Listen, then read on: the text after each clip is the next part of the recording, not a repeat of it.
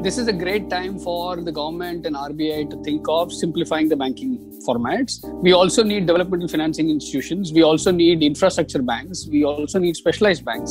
So why not simplify banks? When we talk about the banking sector of any country, banking sector is the backbone of our economy. Banking sector provides loans, it provides capital infusion to any sector whatsoever, organized or unorganized in various formats and various fashions, in various schemes. The upcoming budget, everybody has eyes on what the finance minister has in store for the banking and financial services sector.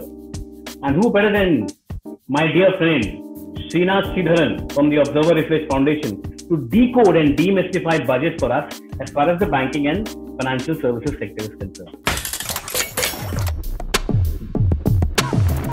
Srini, what do you think the finance minister will have in store for the banking sector this year, this special year, especially after COVID lockdown? Hi, Abhinav. I think this is going to be one of the toughest expectation and lot of expectation from the Honorable Finance Minister. We have had a very, very rough previous calendar year with COVID. There is going to be very, very limited fiscal space for the government to move around.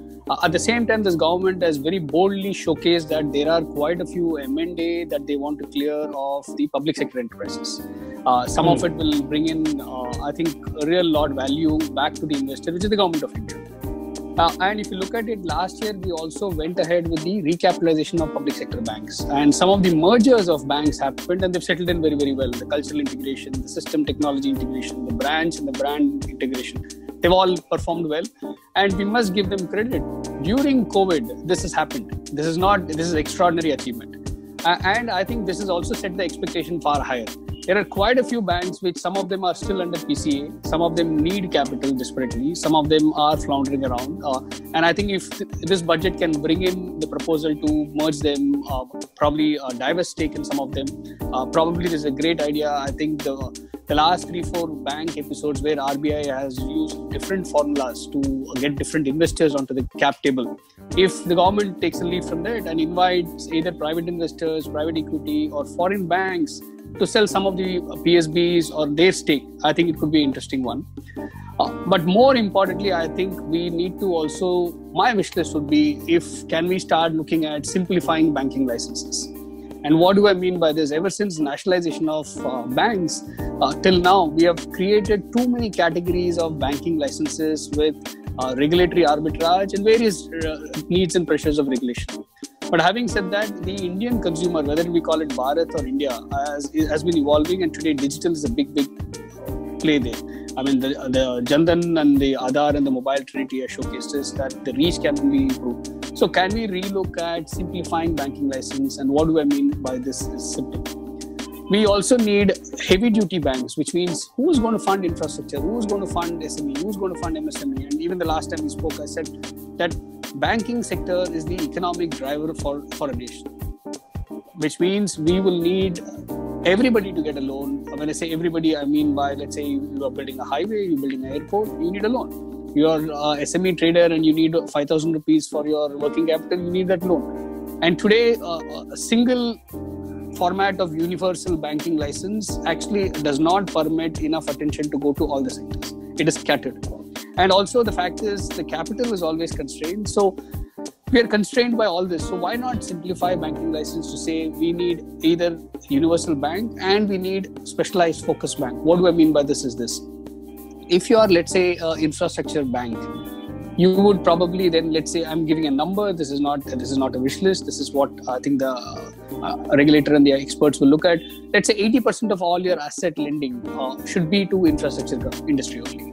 If you, let's say, if you're going to be a SME bank, at least 80% of all your lending should be only to SMEs. If you say that you're going to be a mortgage bank, you have to then lend at least 80% of your retail assets only into mortgages. And there are enough examples available globally, successful examples.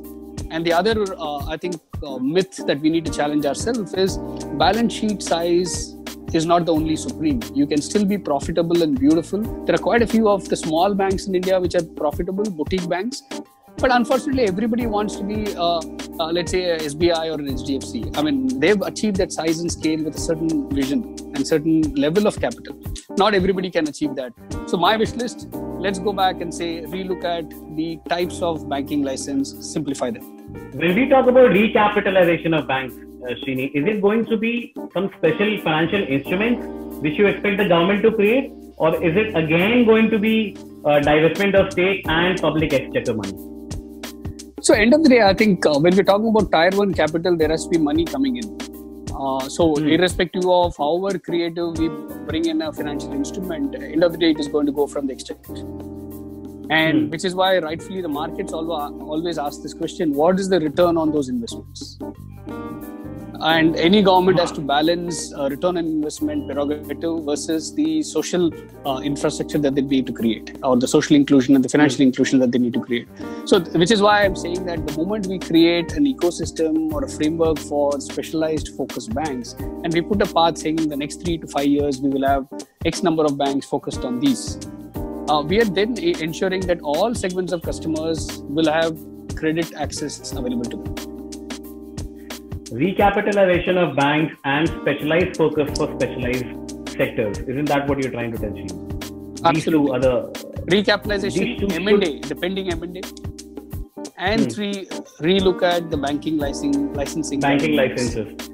So in the coming few weeks, we explore each of these reforms in detail, like Srini mentioned.